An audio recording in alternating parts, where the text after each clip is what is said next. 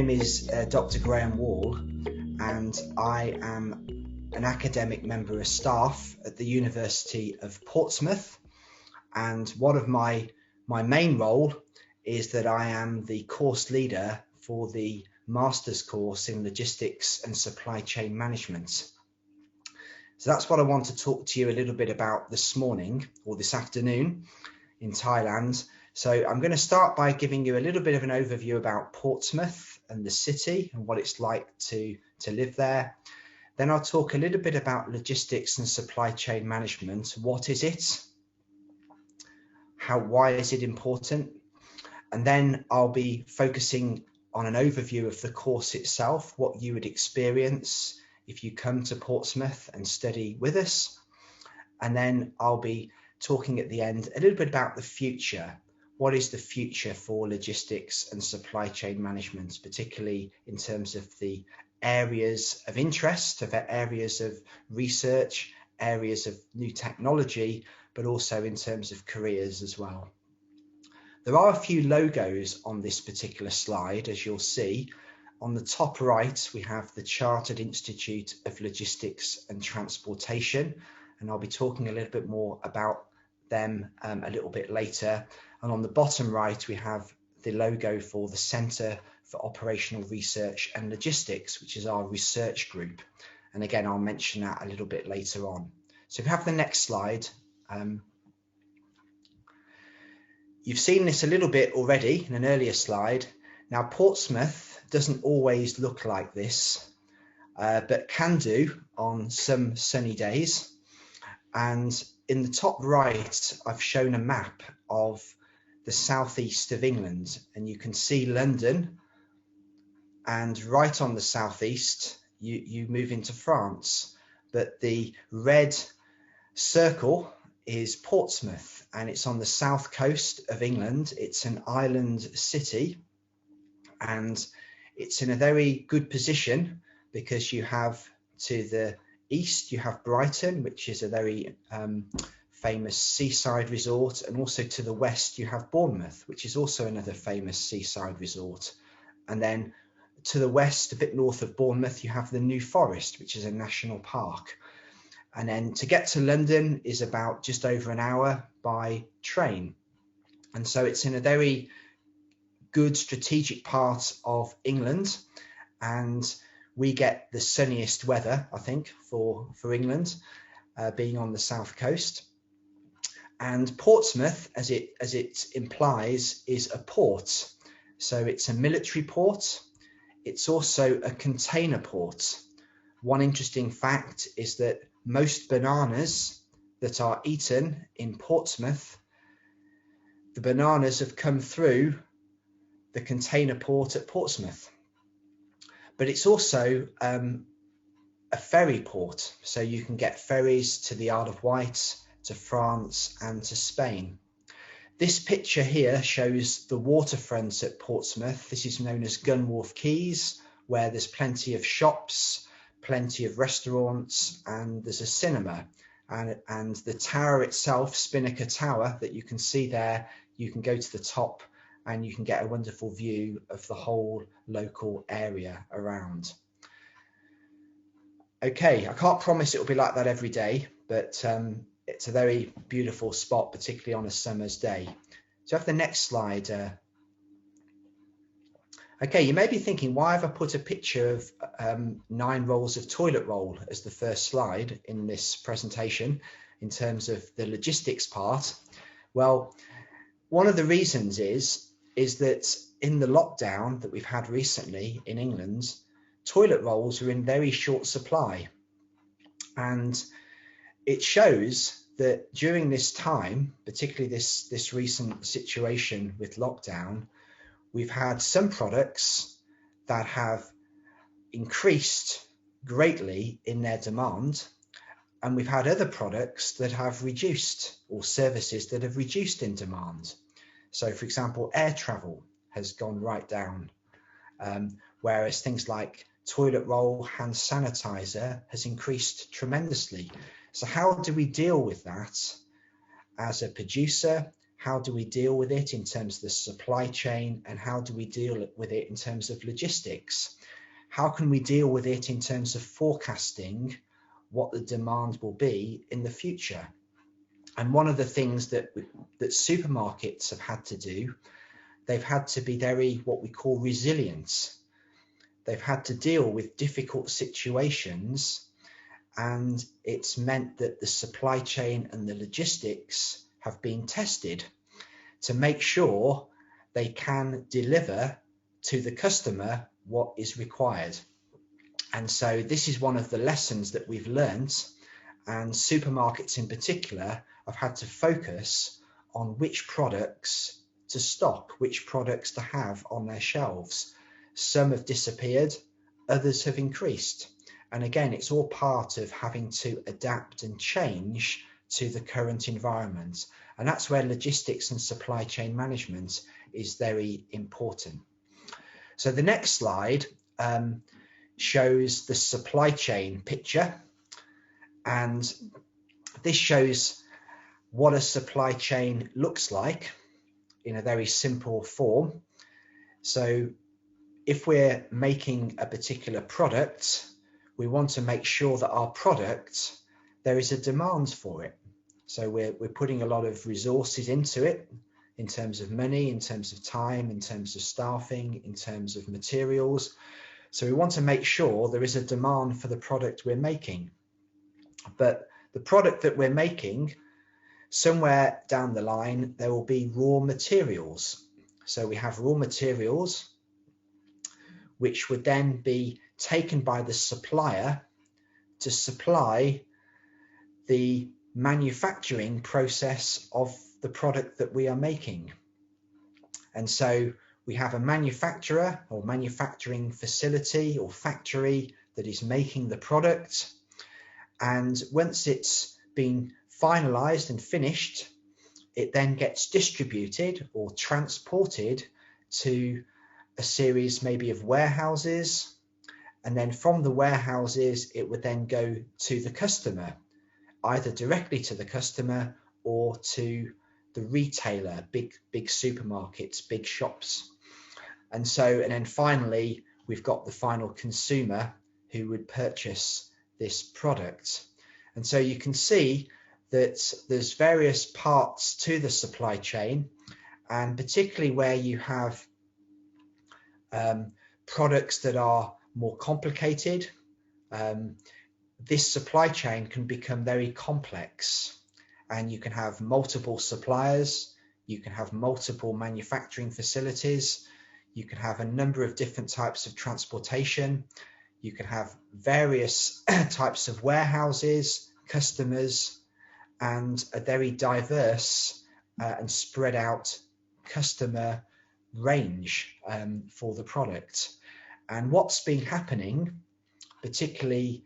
in the last certainly a few decades, is that supply chains have been spread over a very large geographical area.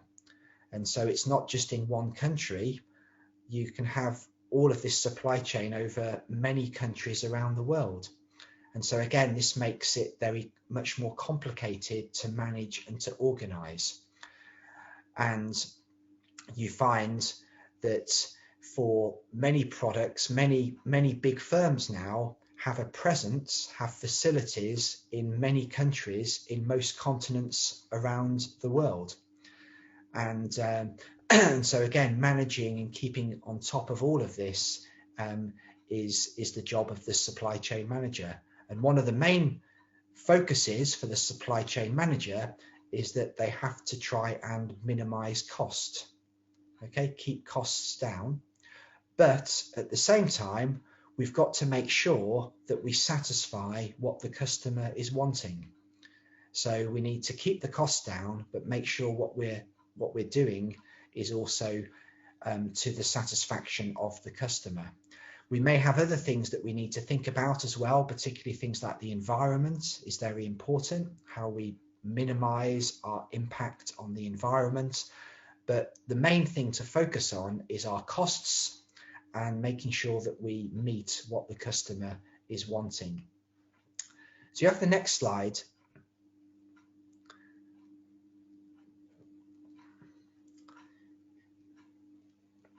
Okay, so when we come to talk about logistics, we often think of transport. Transport isn't the only thing that logistics consists of, but it's a key part. And you can see that we've got here various different modes or types of transportation. And again, depending on where we are transporting it to, and the type of product that we are transporting would depend on the type of transportation that we would use. And so again, particularly the whole idea of containers have been a big movement over the last 50 years. So we've got a lot of containers on lorries which can then be transported by sea. But obviously there's been a big focus more recently, not just on how much it costs to transport, but what is the environmental impact? What are the emissions? So again, how we use transport in a responsible way in terms of trying to reduce its environmental impact. But all of these modes can be used, particularly where we have a supply chain that's spread over a lot of different countries around the world. So you have the next slide. We'll see the definitions of logistics. And it's been known as the 5 rights. So we have a good or service, and what we need to make sure, if we're our logistics manager, is that we make sure that those goods are in the right place at the right time, in the right quantity, at the right quality, and at the right price. So all of those are very important. We could add things to that if we wanted to as well. It seems quite straightforward, but actually it can be quite a complicated process to make sure that happens. And again, we can have delays, we can have problems, as we've seen more recently with the lockdown in particular. There's been difficulties and problems maybe in some of the transportation. In the UK, for example, we've just recently left the European Union. So again, there's been, in this new phase that we're in, there's also more challenges around, delivering particularly to Europe, and some of the paperwork and some of the requirements in order to do our transportation in those countries. So logistics is a very important part. So being a supply chain manager or being a logistics manager is a very responsible position, but very rewarding position, because you look not just within one company, but you're looking at the whole of the supply chain, right the way from the raw materials all the way through to the final product. So all of this needs to, and thinking about the logistics and the supply chain, there are lots of different decisions that need to be made. And that's where hopefully our course comes in. So we've moved to the next slide. Oh, I've just put in a couple of cartoons here just to get you to have a smile today. And we've just passed Christmas, and I like this cartoon. And a lot of companies are looking for experts in logistics. It's a growing area, and particularly global delivery systems. And so who better than Father Christmas, who has amazing experience at all of these roles. But this is an area that's in demand in companies now, people who are expert in logistics and in global delivery systems. Have the next slide. Again, this is just a bit of fun, just to show you a cartoon that even experts, or people who think they're experts, don't always get it right. And that includes people in logistics and supply chain management. So we don't always have to be perfect and make every decision correct. There are mistakes made, but through those mistakes, people learn, and there's an improvement, and people start to understand much more about what is required. And that's true in any new job that we're in. So if we go to the next slide, I want to talk a bit more about the course now. And I've put this slide up because it shows an overview or a framework for what we're trying to do within our Masters in Logistics and Supply Chain Management. And there are two areas that I wanted us to focus on. The first one is that we may have a particular problem that we want to try and solve. So for example, we may have a supermarket that wants to deliver to 100 customers in the local area. Okay, the question is, how can they do that in the minimum time? It may be with the minimum cost. It may be traveling the minimum distance. It may be having the minimum emissions. It may be also using the minimum number of staff. Okay, so there's a number of things that we could look at, but the question is, how do we make that decision? Now, if we were just delivering to 2 or 3 customers, it wouldn't be too difficult. But if we're delivering to 100 or 1,000 or even 10,000, it gets a lot more complicated. And so on our course,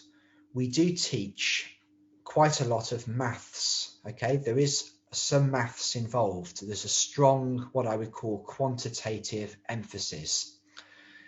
Now, we need the maths. Why do we need the maths? Because if we have some data, we need tools and methods and maybe software to help us to be able to use that data, to use these tools, these mathematical tools, to help us to make better decisions. How can we make decisions if we don't have any data and we don't have any methods to help us? So it's really important that we have, as it were, a toolkit of methods that we can use to help us solve the problem. So often we have a problem and we can put it into a mathematical form, or maybe help us by using some software. And as a result of that, we can then come out with some solutions, okay, about what the best way forward would be in order to meet the objectives that we have, which might be to minimize cost or to minimize environmental impact or whatever it is. So that's why we have on our course a very strong mathematical content, but that's not enough. We also need, there's no point knowing a lot of maths if we know nothing about logistics or supply chain management. So we need to make sure that when we apply and use our mathematics, that we understand what the application area is. Do we know about logistics? Do we know about supply chain management? Do we know about some of the practicalities of being a manager in this situation? And so what we're trying to do on this course is teach you the methods, the mathematical methods and the software that will help us make the better decisions, but we also teach as well a significant amount of logistics and supply chain management material so that you have a good understanding of the area, of the application area that you're applying the maths to. So very much as I go through the modules and the units on the course, you'll see this combination of teaching you the mathematical methods, but also making sure you understand the logistics and supply chain management material that goes along with that. Okay, so moving on to the next slide, I'll now talk about the intakes for the course. So this is when you can start the course. Now, it used to be September and January. We've now moved this year to October and February, and that will be similar, I think, for next year as well, October and February. So it means you have 2 opportunities to start the course. So if you start in October, the course will be 12 months and you will finish the following October, okay, or the end of September. That's the normal plan, so 12 months. If you start in February, you do exactly the same material, exactly the same course, but there is a summer break. And so it means that you would do from February till about June. You would have the summer off, and then you would then go from October and then finish the following May. So it would take another three or 4 months extra, because there is this summer break in the middle. Some students have used that very effectively by getting some sort of related job or opportunity during that time. So it's not necessarily a wasted period, but it does mean that you have 2 opportunities to start the course, October or February. At the moment, we have around 60 students, and we've got a number of students from Thailand. We've had a number over the years from Thailand. Again, some of those students have gone on to do PhDs as well, which is another area of interest for us. But we do have a very diverse group of students from a number of countries around the world, particularly Asia, Africa, other parts of Europe, South America. So we have got quite a diverse group of students who come and join us. Okay, so moving on to the next slide. So what I'll do now is just cover the core modules.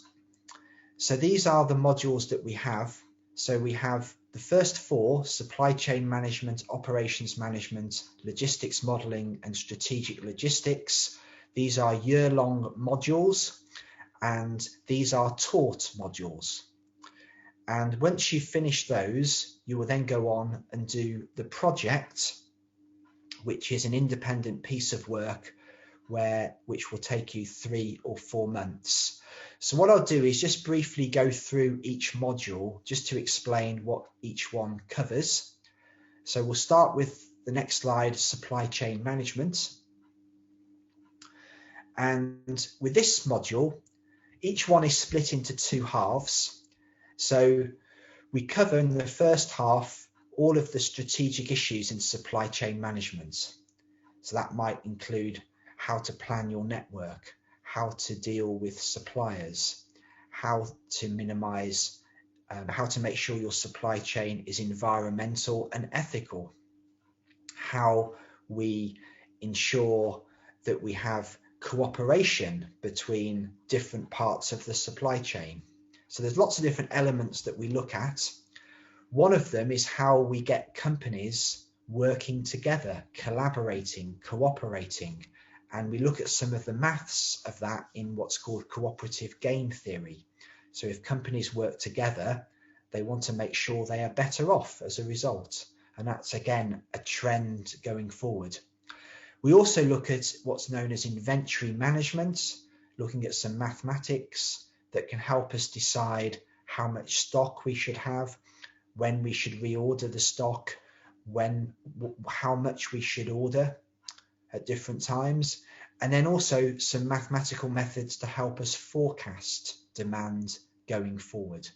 And all of these modules will have a mixture of coursework, normally coursework and exams, sometimes slightly different percentages, but a different combination. So the next module on the next slide is operations management.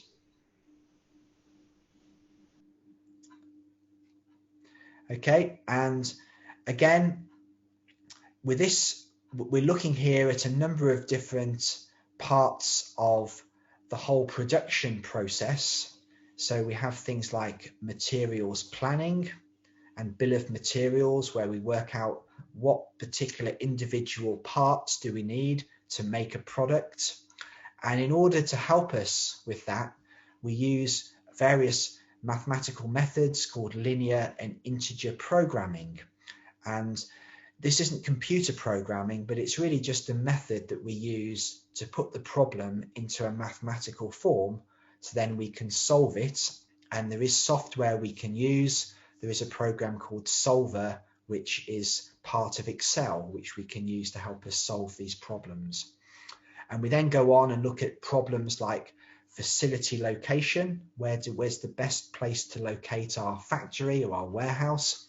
How do we schedule our workforce or our staff in the most efficient way? Maybe as well, if we have a number of jobs and a number of machines, what's the best way of scheduling those jobs on those machines? So again, we look at a number of different problems like that. So the next module on the next slide is strategic logistics. This is where we look at a number of methods,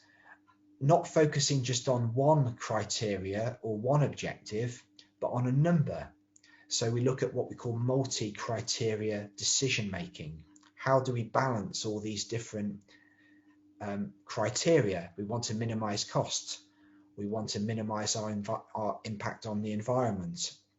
We want to minimize our impact on society, but we may want to maximize our involvement in some other enterprises or whatever. And so we have a number of different things that we want to consider, and how do we therefore make a decision in that way? And then the second part of strategic logistics is where we're looking at a number of case studies and a number of the strategic issues in logistics. And in particular, we look at the area of things like warehouse management, which links in with the industrial visit. So we move to the next slide. So each year we bring students on an industrial visit, and this is to some company, or normally a warehousing or logistics company, where they often get a talk from the manager and a tour of the facility. This particular company, or this warehouse that you can see here, is actually Oxfam. Now, Oxfam is a big charity that helps people and delivering different items to help people, particularly in terms of water and sanitation. And they have a warehouse where items can be bought very cheaply and sent out to countries to help people in need. And so this is one example of one of the companies that we've visited. But based on this visit, we encourage students to work together in groups and produce a presentation. So again, it helps their skills, because this is one of the skills they'll have to have when they go into work or be working with others and giving presentations. So again, we try and make sure that's a key part of the course. So moving on to the final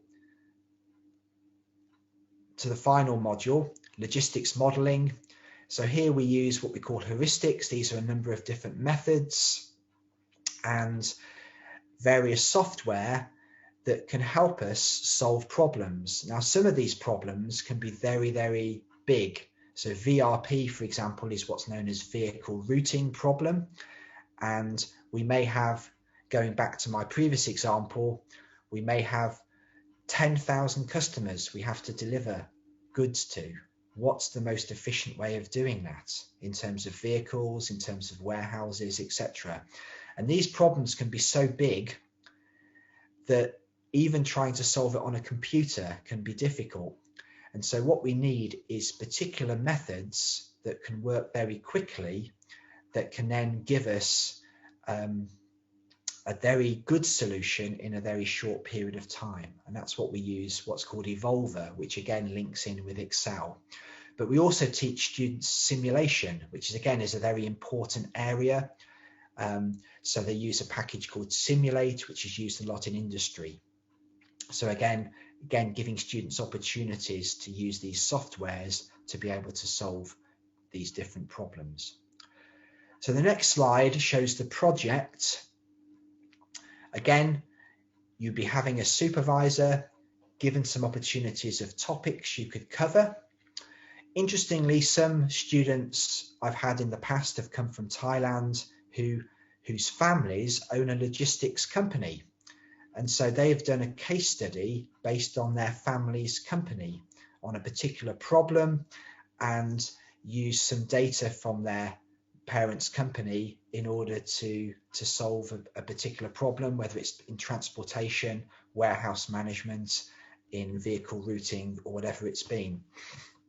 So again, that can be another really good way of using your time but this is an independent piece of work, although you do have a supervisor. We do also have a small number of industrial projects. If you move to the next slide, these are a list of companies that we have worked with in the past, and there are new ones that we have been working with more recently as well. And we have a select number. This is obviously by interview with the company, and normally we would expect students who do these projects to be, aiming for distinction, but there is opportunities to work on a specific problem that the company gives to us. And there have been opportunities then for students who've done well to then go on and work with this company going forward. So again, this is a great opportunity to apply what you've learned for a particular problem in a particular company. Okay, on the next slide, just to say a thing about the Chartered Institute of Logistics and Transportation. This is a professional body. It's based in the UK, but it's worldwide in terms of membership. And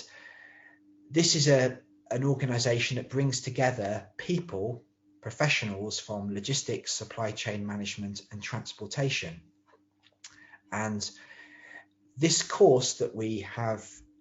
the course that we've done is accredited. So it means it's been approved by this particular professional body.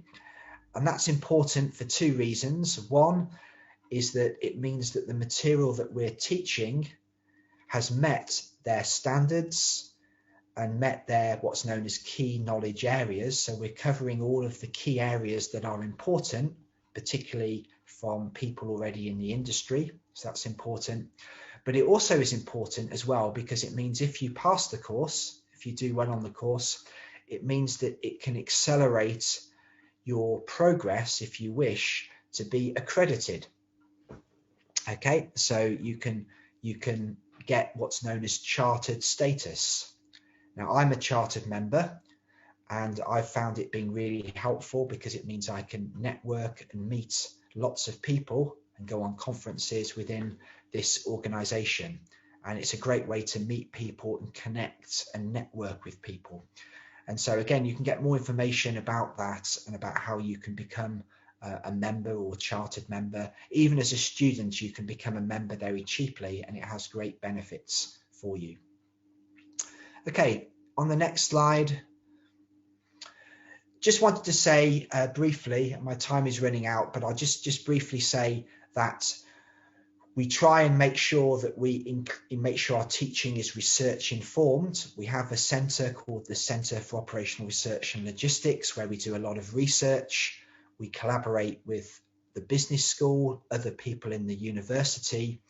And again, one of the areas that we look at particularly is things like offshore wind farms. So how do you make sure that you can organise the logistics for bringing, say, 100 of these wind farms out to sea? How do you maintain them and operate them to minimize cost? And how do you clear the site and schedule their dismantling and bring, taking them down at the end of their life cycle? So there's lots of issues there that you can look at, but a number of these case studies we try and bring into our course. Have the next one. Okay, just briefly, just to say there's lots of support at the university that you can have, as well as your personal tutor. We have your unit lecturer. We have the maths cafe and learning support tutors that can help you with your maths. We have English for academic purposes. You can have extra English tuition, and there's various other places that can help you, particularly in academic skills as well. These are just a small selection. As well as this, you've obviously got a lot of other things that you can get involved in terms of sports and hobbies, etc., as part of your time at the university. We have the next one. In terms of your requirements, 𝐓𝐡𝐞 𝐔𝐧𝐢𝐬 with no component less than 5.5 is what we're requiring. There is the pre-sessional English option if you are slightly below that. We're looking for a GPA of 2.5 minimum, second class honours degree equivalent in the UK, and something that's relevant, numerate degree. We are quite flexible about what degree you have, but we would be looking to see on your transcript that you have at least, a couple of modules that have some maths related material. There is also the pre-masters option for those perhaps who don't feel their maths or don't feel they've got that requirement, which is another option that you can consider. But most people come on the course, maybe find the maths in the first few weeks more of a challenge, but then really get up to grips with it, and we do support students very much in that area. And then just finally, the final slide, I've just put up here logistics for the future and trends for the future. I haven't got time to go into all the details now, but the future for logistics and supply chain is very exciting. Lots of new technology is going forward. Things like Internet of Things, artificial intelligence, blockchains. Have a look up some of these terms if you're not so sure on them. Automated vehicles. A lot of this we try and bring into the course as well to keep people up to speed on what is happening in the present situation and what will be happening going forward. But it is an exciting area. It's an exciting time to be part of logistics, and there is great opportunities, particularly careers wise, going forward. Okay, my final slide is to introduce Nat, who is a previous student of ours. He got distinction 2016, and it's great to see that he's gone on to use his skills from the course to be a supply chain manager at DHL in Thailand. So I will now pass over to Wang, who will interview Nat. Okay, thank you, Mr. Graham. nice to see you again after I graduate. So I will run through my session in Thai. Okay. สวัสดีครับผมชื่อนัทสุชาติลำหงนะครับก็เดี๋ยวขอแนะนำตัวเบื้องต้นก่อนในตัวของ education background เนี่ยผมก็คือจบปตรีเป็น industrial engineering ที่เกษตรศาสตร์ University แล้วก็หลังจากที่จบ engineering เนี่ยผมก็ไปต่อทางด้าน supply chain ที่ Portsmouth โดยตรงเลยเนาะแล้วก็หลังจากที่จบการศึกษาที่ Portsmouth เนี่ยผมก็ได้มาจอยที่ DHL ตั้งแต่ปี 2016 แล้วก็จนถึงอยู่ปัจจุบันที่ผมอยู่ที่ DHL มาทั้งหมด 4 ปีแล้วก็คือตอนนี้ปัจจุบันตำแหน่งที่ผมทำอยู่เนี่ยก็คือเป็นตัว supply chain solution design section manager ก็คือในฝั่งของตัวส่วนที่ผมดูแลเนี่ยก็คือถ้าให้ผมพูดถึงตัว DHL เนี่ยหลายคนเราอาจจะเข้าใจว่าเป็นส่งพาร์เซลเนาะแต่ในทางของฝั่ง DHL เนี่ยเรามีหลาย business แต่ส่วนที่ผมอยู่เนี่ยจะเป็นตัวของ supply chain ที่ดูแลทางด้านพวกทาง domestic ทั้ง warehousing กับ transport ก็คือส่วนงานที่ผมทำเนี่ยจะเป็นทางด้านเหมือนคอยหาลูกค้าใหม่เข้ามาอยู่ใน DHL ที่เป็นลูกค้าทางด้าน consumer retail automotive ที่เขาอยากใช้ตัว contact logistics ของ DHL ครับแต่ว่าตัวหลักๆตัวเซกเตอร์ที่ผมจะดูหลักๆเนี่ยจะเป็นทางด้านหลักๆของถ้าช่วง 2-3 ปีที่แล้วเนี่ยถ้าจะเยอะๆเนี่ยก็จะเป็นทางด้าน consumer กับ retail แต่ช่วงหลังที่ผ่านมาเนี่ยที่เรารู้กันอยู่ว่า e-commerce เนี่ยค่อนข้างจะโตอะไรเงี้ยก็คือเซกเตอร์ e-commerce เนี่ยสำหรับ DHL ก็เป็นเซกเตอร์ใหม่ที่เพิ่งเกิดขึ้นมาที่อาจจะ apply มาจากทางฝั่งของ retail อะไรเงี้ยเนาะครับโอเคงั้นผม move next slide เลยครับเดี๋ยวจะโอเคก็ในส่วนของอันนี้ก็คือในส่วนตอนที่ผมจบป.ตรีเนี่ยก็คืออันนี้ผมแพลนจะเรียนต่อโทเลยเนาะก็คือของผมเนี่ยก็คือในส่วนที่เลือกของ Portsmouth เนี่ยก็คืออย่างตัวพื้นฐานที่ผมมีเนี่ยก็คือเป็น industrial engineering เนาะในของฝั่งตัว Portsmouth เนี่ยจะค่อนข้างตอบโจทย์ก็คือจะมีทั้ง2รูปแบบก็คือเป็น quantitative กับ qualitative ก็คือเป็น50-50ก็จะไม่เอ็นเอียงไปทางด้านไหนด้านหนึ่งก็คือผมมองว่าไม่ว่าจะจบเอนจิเนียร์หรือว่าหรือจบบริหารอีโคโนมิกแบบที่มิสเตอร์เกรแฮมได้พูดเนี่ยก็คือทุกคนเนี่ยสามารถเรียนที่คอร์สนี้ได้มันไม่ได้มีความจำกัดว่าจะต้องเป็นแบบ เด็กที่เป็น mathematics เพียวเนาะเพราะว่าหล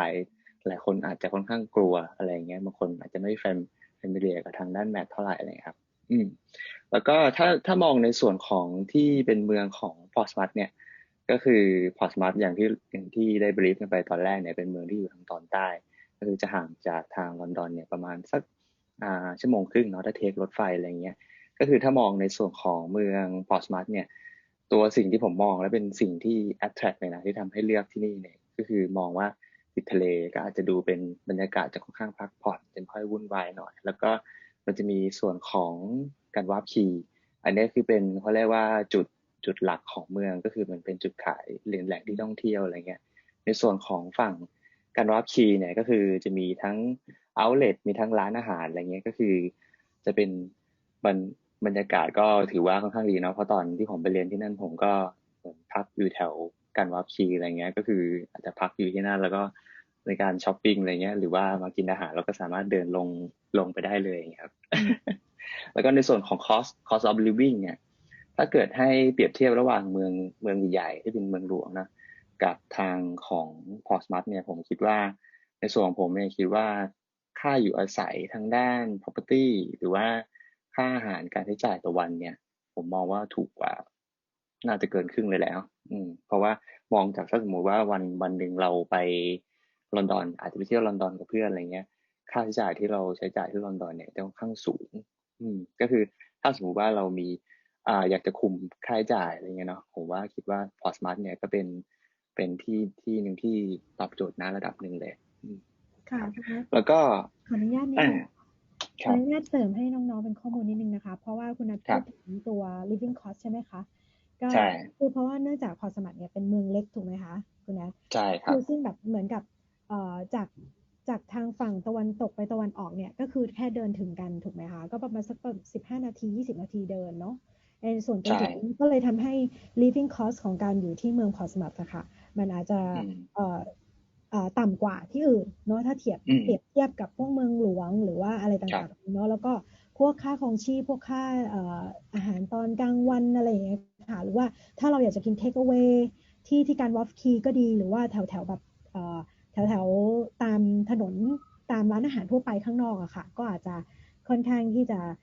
ไม่แพงมากนะคะอันนี้ก็คือเป็นเสริมให้กับน้องๆหลายๆท่านที่ฟังอยู่เนาะแล้วก็อาจจะสนใจในเรื่องของไลฟ์สไตล์ของเมืองพอร์ตสมัธด้วยนะคะค่ะครับก็อย่างที่คุณหวานว่าคือเมืองเนาะจะค่อนข้างเล็กอะไรเงี้ยก็คือตอนที่ผมอยู่ที่นั่นน่ะแล้วก็นักเรียนหลายคนที่เป็นเพื่อนด้วยกันเนาะเขาก็เดินไปเรียนอะไรเงี้ยเพราะว่ามันเดินไปเรียนเนี่ยมันก็ค่อนข้างสะดวกไม่ได้ไกลอะไรขนาดนั้นเลยครับแล้วก็ส่วนพวกค่าอาหารอะไรเงี้ยนะผมจำได้ว่าอย่างถ้ากลางวันอย่างเงี้ยไม่ถึง10 ปอนด์หรือว่า5 ถึง 7 ปอนด์ก็ยังพอหากินได้อะไรเงี้ยก็ถือว่าค่อนข้างประหยัดในระดับหนึ่งเลยเนาะแล้วก็ตัวคุณนัทเองก็คือเดินจากที่การวอฟคีแล้วก็ไปเรียนที่มหาลัยเลยถูกไหมคะก็คือไม่ต้องถ้าสมมติว่าเลทอันนี้ก็คือขึ้นรถบัสถูกไหมแต่ถ้าสมมติว่าแบบยังพอมีเวลาอยู่ก็คือจะเดินไปสามารถเดินไปเรียนได้เลยเนาะใช่ก็คือจะลดคอสของการเดินทางด้วยเหมือนกันนะคะครับค่ะแล้วก็ในส่วนที่ผมมองว่าเป็นส่วนดีของพอร์ตสมัธก็คือทางด้าน flexibility ในการของ intake อะไรเงี้ยที่ได้interview กันมาข้างบนมี2 intake ก็คือถ้าเป็นสมัยตอนผมเมื่อ4 ปีที่แล้วก็จะมี September กับ January แต่ปัจจุบันเปลี่ยนเป็น October หรือว่าFeb อะไรเงี้ยก็อาจจะเป็นนักเรียนบางคนอาจจะแบบเตรียมตัวไม่ทันในช่วงก่อน October อะไรเงี้ยก็ยังแบบมีเวลาให้เตรียมตัวแบบไปอีก intake นึงได้อะไรเงี้ยครับซึ่งการเรียนการสอนเนี่ยเหมือนกันหมดไม่ได้ต่างกันเลยใช่ก็คืออาจจะต่างที่ดร.แกรมพูดได้เบื้องต้นก็คือมันจะต่างช่วงแค่เวลาซัมเมอร์3 เดือนเนาะก็คือจูนตุลาออกัสก็คือมิถุนากรกฎาสิงหานะคะช่วงนี้แค่นั้นเองนะคะครับเพราะว่าส่วนตัวผมเนี่ยผมเทคแจนเทคเนาะตอนนั้นผมไม่ทันเซฟอะไรเงี้ยก็จะอยู่ประมาณ15 เดือนมั้งแต่ผมว่าถ้าสำหรับถ้าเราคิดว่าไปหาประสบการณ์ที่นั่นนะก็ถือว่าได้อยู่ค่อนข้างนานนะระดับหนึ่งเลยก็คือจะเริ่มแบบยิ่งเราอยู่นานอาจจะทำให้ยิ่งแบบเข้าใจเหมือนการใช้ชีวิตในอังกฤษแล้วก็ culture ที่มากกว่าปกติอะไรเงี้ยครับอันนี้เป็นครับนี่เป็นแค่ส่วนตัวค่ะ ถ้าสมมติในกรณีที่แบบเป็น September intake เหมือนเดิมอะค่ะที่คือเริ่มกันยาก็คือวันแตกต่างก็คือมันจะไม่มีมันจะไม่ได้หยุดตอนช่ว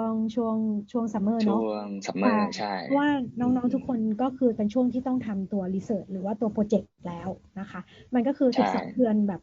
ยาวไปเลยก็คือไม่มีช่วงเบรกช่วงอะไรเหมือน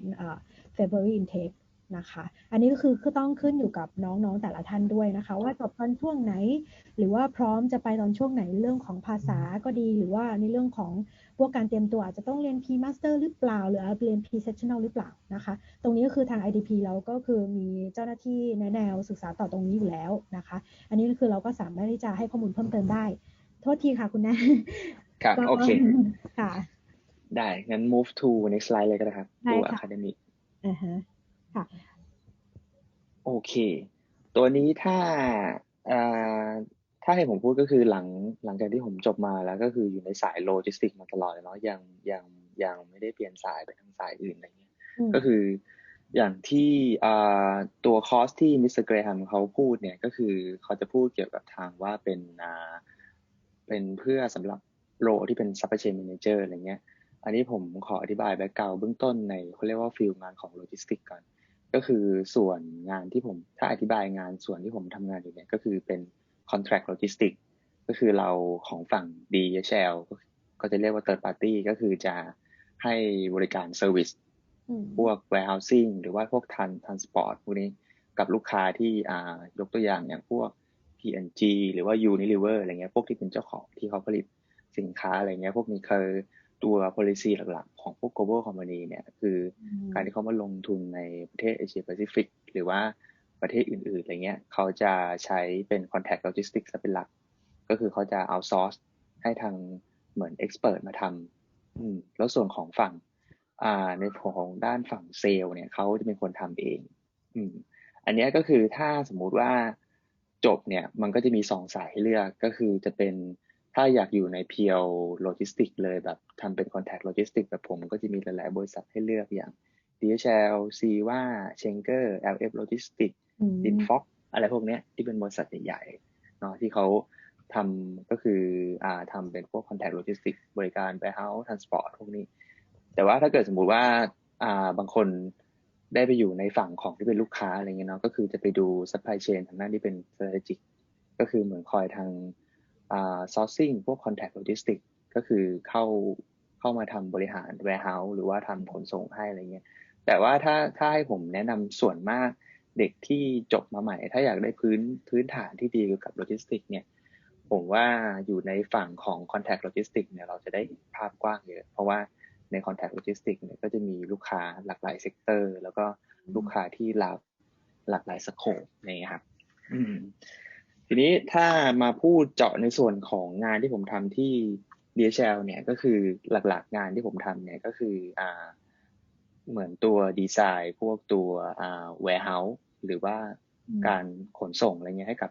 ถ้าสมมุติว่าผม specific เป็นลูกค้าที่เป็น consumer good ก็คือรู้ว่าเขามี requirement มาว่าต้องการ warehouse เก็บกี่พาเลทแล้วก็ไปจัดส่งที่ไหนอะไรเงี้ยทาง DHL เนี่ยก็คือทางผมเนี่ยก็คือจะเหมือน get requirement มาจากทางลูกค้าแล้วก็จะมา come up เป็นว่า solution ว่า warehouse จะไซส์เท่าไหร่จัดเก็บยังไงแล้วก็มี flow การ movement ของยังไงแล้วก็ไปจัดส่งที่ปลายทางยังไงอันนี้คือส่วนของฝั่ง scope ในฝั่งของ scope เสร็จปุ๊บเราก็จะมาดีไซน์ที่เป็นราคาเพราะว่าก็คือเขาก็จะมาเหมือนซื้อบริการก็คืออาจจะเป็นก็ตกลงกันราคาว่าเราจะด้วยวอลลุ่มเท่านี้เราจะต้องชาร์จกับเขาเป็นราคาเท่าไหร่อะไรเงี้ยครับแล้วก็อันนี้ก็คือถ้าเกิดสมมุติว่าลูกค้าเขาโอเคกับราคาของเราอะไรเงี้ยเราก็ go on กันต่อไปก็คือแต่ว่าในส่วนของงานที่ผมทำเนี่ยก็คือหลักๆแล้วของฝั่งผมมันจะเป็นฝั่งค่อนข้างดีไซน์เยอะก็คือการที่เราจะมีดีไซน์เป็นตัว warehousing หรือว่าเป็น transport solution เนี่ยต้องมีการ analysis ข้อมูลก็คือเราจะทำการขอข้อมูลจากลูกค้าก็คือพวก data ที่มาจาก SAP ที่เขาเก็บหรือพวก ERP ที่เขาใช้อยู่ก็คือตัว tool ที่ใช้หลักในการ analysis เนี่ยก็ถ้าพูดกันง่ายปัจจุบันที่ใช้กันอยู่ก็จะเป็น Microsoft Excel จะเป็นหลักก็คือเราต้องมีการวิเคราะห์ข้อมูลว่ามี monthly yearly volume เป็นยังไงเพื่อที่จะมาดีไซน์เป็น fit in กับโซลูชันสำหรับลูกค้าเขาครับโอเคทีนี้คุณแอดขอโทษทีค่ะที่แทรกอยากจะให้คุณแอดช่วยแชร์หน่อยค่ะว่าตัว academic quality ของที่พอร์ตสมัครอะค่ะมันด้วยตัวที่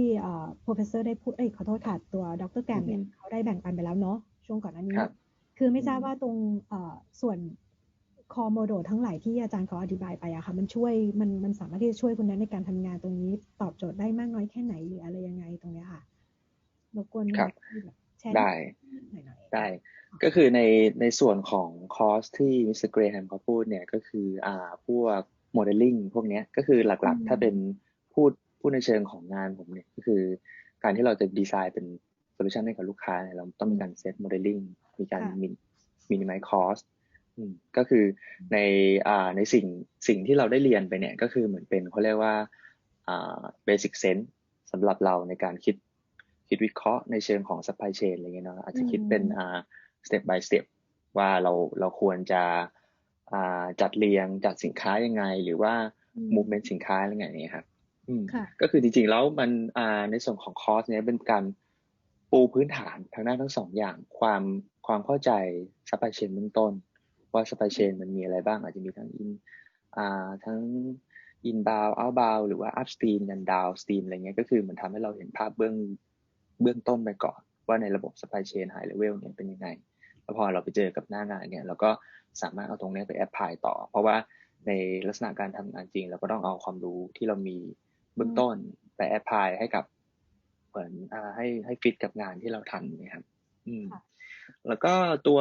ที่ผมเห็นว่าอันนี้เป็นประโยชน์เนาะก็คือตัว industrial visit ที่ในคอร์สมีที่ได้กล่าวไปที่มิสเตอร์เกรแฮมพอได้กล่าวไปเนี่ยก็คือตัว industrial visit เนี่ยก็คือถ้าสมมติว่าเป็นนักเรียนใหม่เลยเนาะที่ไม่เคยปกติไม่เคยมีความรู้เกี่ยวกับโลจิสติกมาเลยเราก็รู้ว่าโลจิสติกเรามองว่าคือการขนส่งแต่จริงๆแล้วขนส่งเป็นแค่พาร์ทหนึ่งของโลจิสติกเฉยๆเพราะในฝั่งของโลจิสติกและซัพพลายเชนเนี่ยมันมีทั้ง warehouse ด้วยแล้วก็มีทั้งขนส่ง inbound supplier อะไรพวกเนี้ยครับก็คือตัวนี้จะทำให้เราเข้าใจมากขึ้นว่า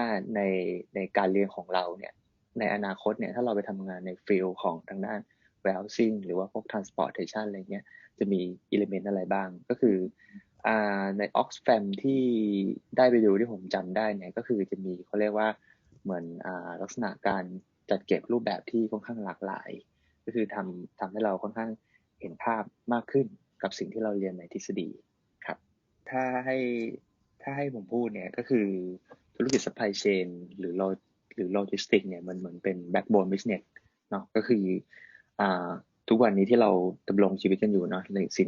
สินค้าที่เราซื้อที่รีเทลสโตร์ไฮเปอร์มาร์ทพวกเนี้ยเราก็บางทีเราก็ซื้ออย่างเดียวเนาะเราอาจจะหรือบางคนอาจจะสงสัยว่าก่อนที่ product มันจะมาถึงเชลฟ์เนี่ยมันมีการผ่านโปรเซสอะไรบ้างก็คือถ้าเป็นอาจจะมีถ้าในเชิงของอุตสาหกรรมเนี่ยก็คือจะผ่านในการโปรเซสในการผลิตโปรดักชั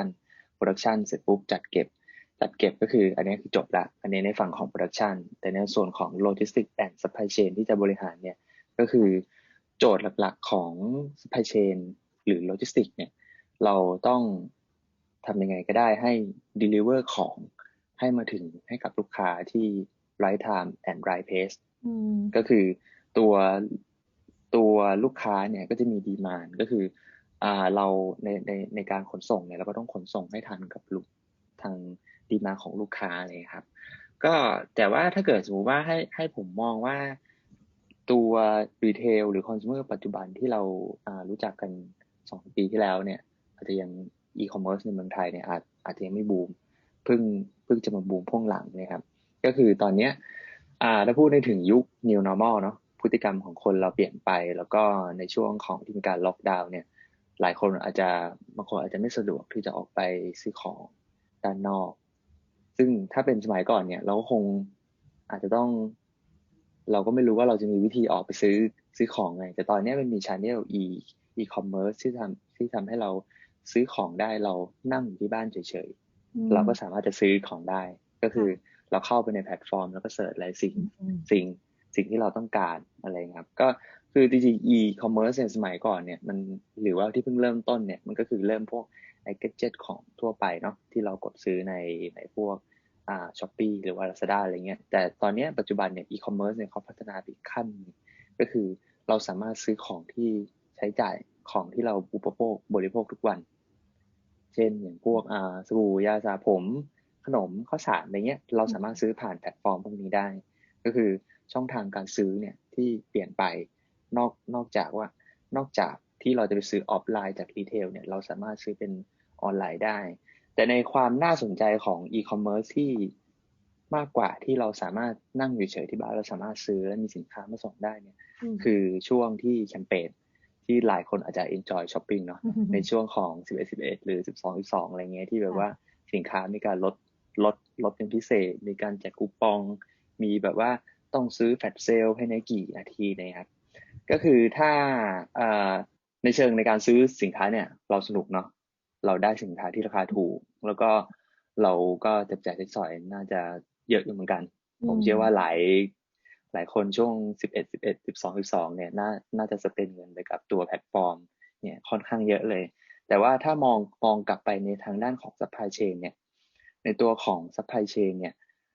ถ้าสมมุติว่าเป็นรีเทลเมื่อก่อนเนี่ยเรารู้แล้วดีมานด์เป็นยังไง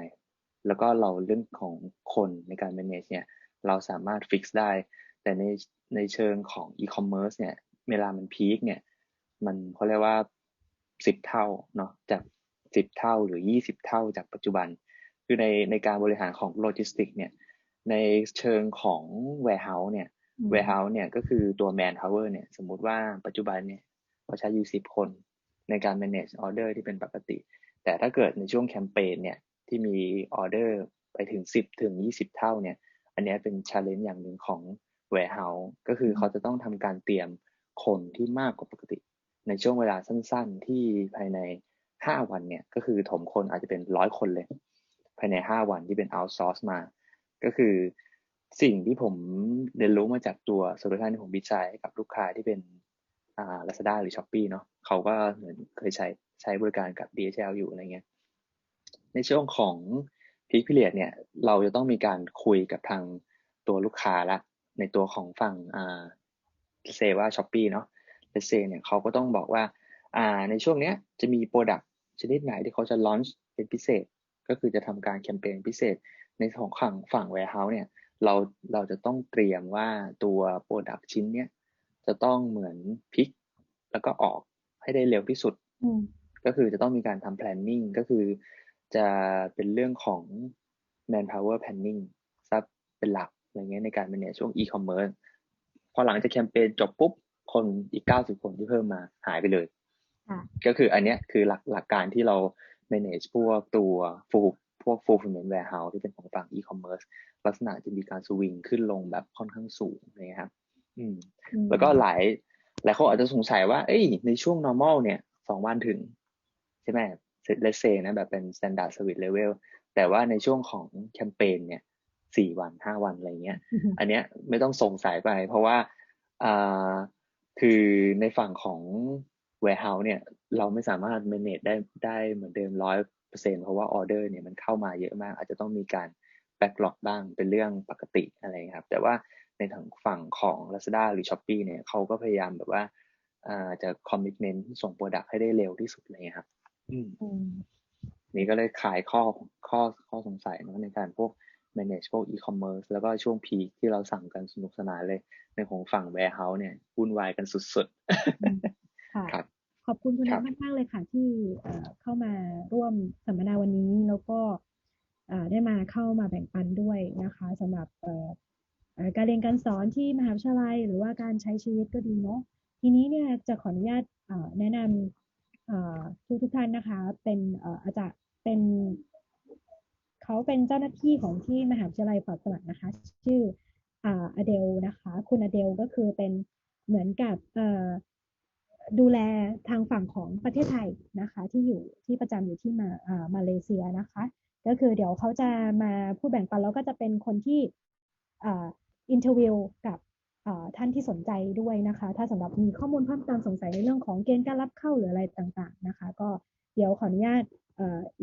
แนะน คุณอเดลนะคะ Hello, here now we are finished with Kunat already, so I think this is going to be your part. I've done a little bit of introduction of yourself now. That yeah, so okay, over to you. So what do I have to do for the?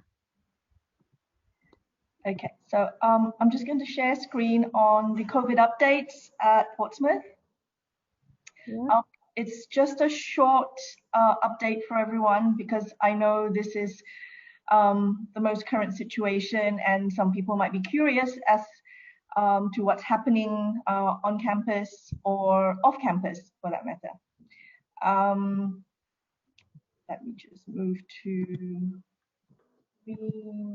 okay, here we go. So that's just a brief picture of what Portsmouth looks like. As you can see, we're near the seaside, so just giving everyone an idea of our location and what I'll be referring to when I talk to you about updates. So how are we dealing with this? Our management takes this very seriously. And we had students who stayed on campus over the first lockdown, and now it's the second one. And there are students who are still on campus, international students as well. The campus is open to those who are staying, but as of this time until mid-February, we will not be having any face-to-face teaching because of the current lockdown. Usually, without the lockdown, we have what we call a blended and connected way of teaching. So what that means is we no longer deliver large lectures. So for example, if we had a lecture room that sat maybe 100 students initially, we would probably now only be able to sit about 20-ish students. So we don't do the large lectures anymore due to social distancing requirements. And these are delivered online. And these are also recorded. So in case students are not able to catch it live, they'll be able to catch up on it at a later time, and they can view it as many times as they want. We will continue to try to have the other opportunities available for students, and that includes clubs and societies and volunteering as well. But bear in mind that a lot of these are also moving online at the moment. So this is it's in pictorial form. So for those who are taking courses that require laboratory or studio-based learning, at the moment because of the lockdown, all this has gone online as well. But when it comes back to blended learning, we do have workshop sessions, studio sessions, seminars. Tutorials are particularly important where they still meet with their tutors face-to-face. At the moment, this meeting is online. And of course, those who are taking science courses will still have to go back into the laboratory when that's possible. We have put a lot of things into place, and this was done before autumn of last year. So we do have social distancing that's required at 2 meters. Everyone is required to wear their PPEs. We have enhanced cleaning, so we've instructed cleaning stations, and of course, when students have finished using a particular station, they're required to clean it as well. Hand sanitizers, temperature scanners, these are all automated. We have one-way systems into buildings and out of buildings as well, so we don't use the same entrances and exits. For students who are starting in February, our orientations have gone online. Accommodation is still available. Like I said, our students have been staying with us since last year. There is 24/7 welfare support. So if students have problems with food or mental welfare, we have all this support in place. So for example, if a student were to come across and let's say they needed to be self-isolating or quarantined, we do provide a package of food delivery, for example. So for those who are not traveling to Portsmouth, let's say if you can't get a flight out of your country, that's not an issue. We start teaching you online first. and there will be all the academic support necessary. So basically what we're saying is, whenever you wish to travel to Portsmouth, we'll be ready for you. We have all the systems in place.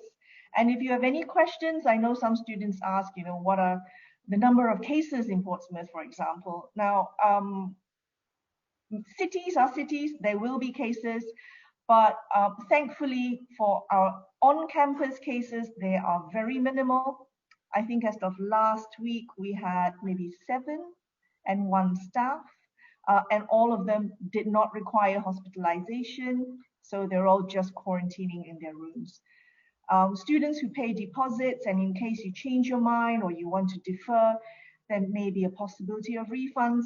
Please talk to us if that's what you want to do. Are there pre-sessional English courses online? Yes, we have moved all this online as well. So for example, if you have not met your IELTS requirements and you need to start in the summer for some English, then yes, you can do this online also. We're also the very first university in the UK that has our own test site. There are only about a dozen universities that have this facility out of about 130 universities, and we were the very first. So that's how serious we take this. And yeah, free tests. So our management has purchased thousands of tests for students to take, and we encourage students to take the test as well if they're not sure if they have the virus. Okay, so that's it at the moment. Just very briefly, just letting you know what we're doing on campus during the COVID time. And I'm happy to take questions either here or in the breakout room. Okay, then thank you, Adele, for sharing. That was very helpful, and I think that will be,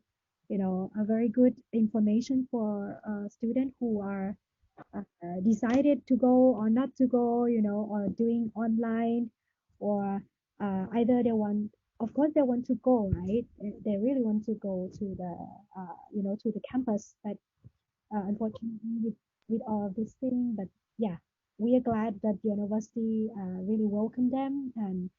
really support them as well with anything that they require for. Yeah, thank you for that, Adele. And now I think we are going to the breakout room, or any question. Let me give me 1 second to have a look at the chat box if they have any question here. Yep. สวัสดีค่ะสำหรับน้องๆที่ยังอยู่ที่ห้องนี้นะคะก็ถ้ามีคำถามอะไรเพิ่มเติมก็สามารถพิมพ์มาในแชทบ็อกซ์ได้เลยเดี๋ยวพี่หวานจะได้สอบถามกับทางอาจารย์หรือว่ากับทางคุณแนทนะคะ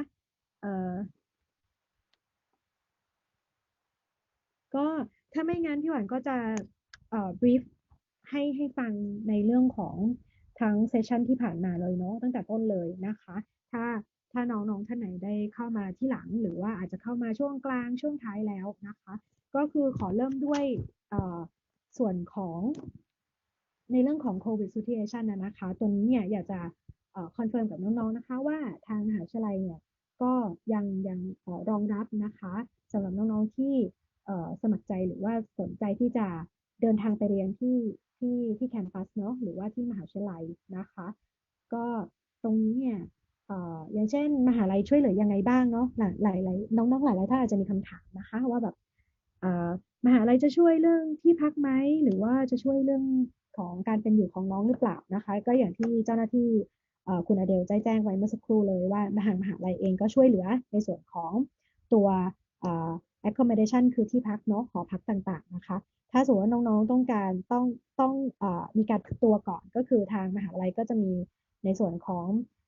พวกอาหารนะคะที่เป็นมื้อที่จะช่วยซัพพอร์ตให้นะคะแล้วก็ในเรื่องของการเรียนการสอนก็ด้วยนะคะตอนนี้ซึ่งช่วงนี้ถ้าล็อกดาวน์ล่าสุดนะคะที่น้องๆก็คงได้เห็นในข่าวนะคะว่าทางอังกฤษได้มี nation lockdown เนาะก็ช่วงนี้จะต้องเป็นในเรื่องของการเรียนการสอนทางออนไลน์ทั้งหมดเลยนะคะจนถึงประมาณกุมภาพันธ์มีนานี้นะคะแล้วก็ในเทอมที่ในเทอมถัดไปอะค่ะก็คือประมาณสักเมษาพฤษภาช่วงนี้ก็อาจจะสามารถที่จะเริ่มเดินทางเข้าไปเรียนได้ นะคะก็มหาลัยก็จะมีช่วยเหลือในเรื่องของการเดินทางอะไรต่างๆทั้งนี้และทั้งนั้นคือทาง IDP เองก็สามารถที่จะช่วยเหลือแล้วก็ช่วยน้องเตรียมตัวในการเดินทางด้วยเช่นกัน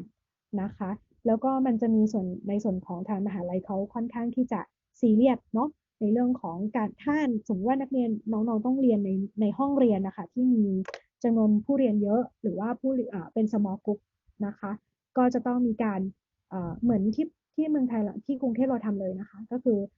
เข้าทางเดียวออกทางเดียวนะคะแล้วก็ต้องมีการวัดไข้หรือก็ต้องมีการsocial distancing อะไรประมาณนี้เนาะก็ตรงส่วนนั้นทางมหาลัยก็ค่อนข้างที่จะซีเรียสตรงนั้นเหมือนกันนะคะแล้วก็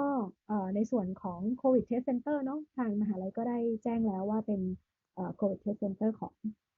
ลำดับต้นๆของทั้งหมดในมหาวิทยาลัยที่อังกฤษนะคะแล้วก็ถ้ากลับมาเรื่องของตัวเตรียมตัวเรียนนะคะถ้าน้องๆท่านไหนที่แบบสมมติทุกอย่างพร้อมที่จะไปแล้วก็น้องจ่ายชำระค่าเรียนค่ามัดจำค่าเรียนไปแล้วเนี่ยนะคะแล้วถ้าเกิดทางที่บ้านไม่สบายใจให้ไปหรือว่าน้องๆยังไม่พร้อมที่จะไปก็คือสามารถที่จะรีฟันตัวมัดจำนะคะกับมหาวิทยาลัยแล้วก็อาจจะดีเฟอร์ไปเป็นปีหน้าหรือในอินเทคถัดไปได้นะคะตรงนี้ก็เป็นsummary ให้นะคะในเรื่องของที่คุณอเดลเขาได้ไว้พูดไปเมื่อสักครู่นี้นะคะแล้วก็เดี๋ยวนะคะขออนุญาตดูตัวคำถามสักครู่นะคะช่วงนี้ถ้าน้องๆต้องการสัมภาษณ์หรือว่าคุยกับเจ้าหน้าที่อะค่ะคุณอเดลนะคะก็สามารถแจ้งทางแชทไลน์ได้เลยนะคะเดี๋ยวยังไงก็จะมีเจ้าหน้าที่แบ่งน้องเข้าไปในกลุ่มอีกทีหนึ่งเหมือนกันที่จะคุยแล้วก็มีเจ้าหน้าที่ที่ IDP อยู่ด้วยนะคะก็คือสามารถที่จะช่วยเหลือพูดคุยกันได้นะคะ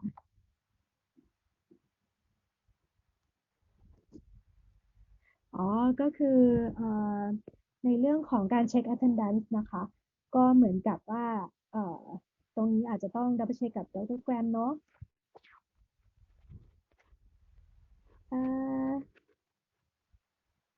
Dr. Graham? Yeah. Yeah. So hello. I have a question here about the checking attendance. You know, when the students are doing online, yeah. Yes. So how they going to do the attendance? Sorry, how do they do the attendance? Do the attendance? Yeah, attended the class. Yeah. Okay, that's a good question. Yeah. Well, for things like normally I use Zoom, like we've used here, right. And with Zoom, we get an attendance list, like you will have for this meeting. So we do get attendance lists for students for going online for the live lectures. We also we try and also monitor how much students are using our what's called Moodle, which is our sort of internet site where we put all our course materials, so how much they've been using it. So and it's very much just to make sure that students are able to access all the materials, the videos, and just make sure they're engaging with what's happening. Right, I see. But there isn't a piece of paper with a pen and a ticking of boxes now. It's very much more obviously all online. So we get information from Zoom or from our internet site. Right. Thank you, Dr. Graham. So let me explain it to all of them. ค่ะก็สอบถามเรียบร้อยแล้วเนาะก็คือส่วนใหญ่เนี่ยเวลาที่เราลงทะเบียนออนไลน์ตั้งแต่แรกใช่ไหมคะจากอาจจะจากที่ไทยก็ได้นะคะตอนช่วงที่น้องเป็นตัวกันไปเรียนเนี่ยพอลงทะเบียนเสร็จปุ๊บชื่อของเราทุกคนก็จะเข้าไปอยู่ในระบบออนไลน์ของมหาวิทยาลัยใช่ไหมคะหลังจากนั้นเนี่ยก็คืออาจารย์เขาก็จะเช็คว่าน้องเข้าเรียนได้ยังไงก็คือมันจะมีตัวเหมือนกับเป็นออนไลน์อะค่ะโปรแกรมออนไลน์ที่สามารถที่จะเช็คได้ว่าน้องเข้ามาออนไลน์หรือยังนะคะก็คือโดยการผ่านเข้าซูมนี่แหละค่ะก็คือ อาจจะเช็คกับทางตรงนั้นแล้วก็มันจะมีส่วนหนึ่งที่เป็นอินเทอร์เน็ตของภายในของมหาวิทยาลัยอะค่ะที่มหาลัยเนี่ยเขาใส่ตัว material ต่างๆพวก coursework พวกอะไรต่างๆตรงนี้ค่ะเข้าไปในนั้นแล้วก็คือเขาสามารถที่จะเห็นได้ว่าเราเข้าไปดูตรงนั้นไหมเราเอาเข้าไปหยิบส่วนไหนออกมาใช้บ้างนะคะอันนั้นก็คือเป็นส่วนหนึ่งที่ทางมหาลัยเขาก็อาจจะเห็นแล้วก็ track ได้จากตรงนั้นด้วยนะคะโอเคค่ะแล้วก็Dr. Graham, I have a further question here. For the program, for the modeling program, do you have the support on the computer in case of doing the online teaching? Yeah, for the you mean do you mean in terms of, well, there's two types of support. So those who have laptops who need help installing software or help with using their computer for university use, we have a what's called like an I forgot what we do have a computer sort of services that can help with that can answer questions and help students in that way. For the course, a lot of the software we use, students can actually download that onto their laptops, and we do run computer lab sessions, but we do that through online, so they have opportunities to be supported online to learn the software. I see. ค่ะก็คือคำตอบนะคะทางมหาวิทยาลัยอะค่ะเขาก็จะมีเหมือนกับอุปกรณ์ก็คืออุปกรณ์ในเรื่องของตัวคอมพิวเตอร์อะค่ะตัวแล็ปท็อปเนาะแต่ที่นักเรียนสามารถที่จะยืมแล้วก็หรือว่าถ้าสมมติว่าน้องๆมีแล็ปท็อปของตัวเองอยู่แล้วอะค่ะก็คือสามารถที่จะดาวน์โหลดนะคะตัวโปรแกรมที่อาจารย์เขาแบบแอสไซน์ให้เราทำอะค่ะเข้าไปในแล็ปท็อปของตัวเองแล้วก็ทำงานจากตรงนั้นได้เหมือนกันหรือว่าถ้าน้องจะไปเป็นแบบออนไลน์แล้วก็ทำงานในออนไลน์เลยก็ได้นะคะตรงนั้นก็คือทางมหาลัยก็ยังซัพพอร์ตตรงนั้นอยู่นะคะแล้วก็ขอแชร์นิดนึงค่ะว่าส่วนตัวแล้วอะค่ะเคยไปเยี่ยมมหาวิทยาลัยมาแล้วเนาะที่พอสมัครใช่ไหมคะก็จะได้เห็นตัวfacility ของทางมหาลัยด้วยนะคะในส่วนของการใช้คอมพิวเตอร์หรือว่าอุปกรณ์หรือว่าห้องเรียนการเรียนการสอนห้องแลบห้องคอมพิวเตอร์หรืออะไรต่างๆตรงนี้ค่ะทางมหาลัยค่อนข้างที่จะมีรองรับนะคะให้กับน้องๆทุกคนที่เรียนอยู่ในคอร์สนั้นนะคะ Dr. Graham, I just explained it to all of them, and then I myself went to the University of Portsmouth, and I have a chance to look around the campus.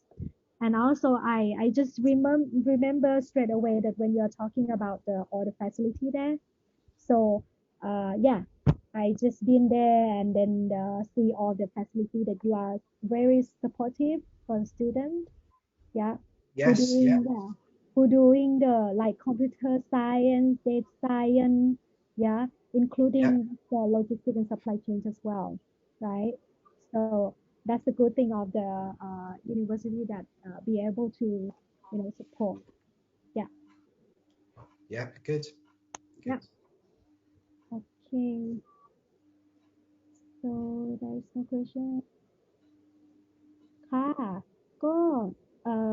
พิมพ์คำถามได้เลยนะคะพี่หวานอยู่กับอาจารย์ที่เขาเป็นsenior lecturer เลยนะคะเป็น course leader ด้วยของทางมหาวิทยาลัยแล้วก็สำหรับ course supply chain เลยนะคะก็อยากให้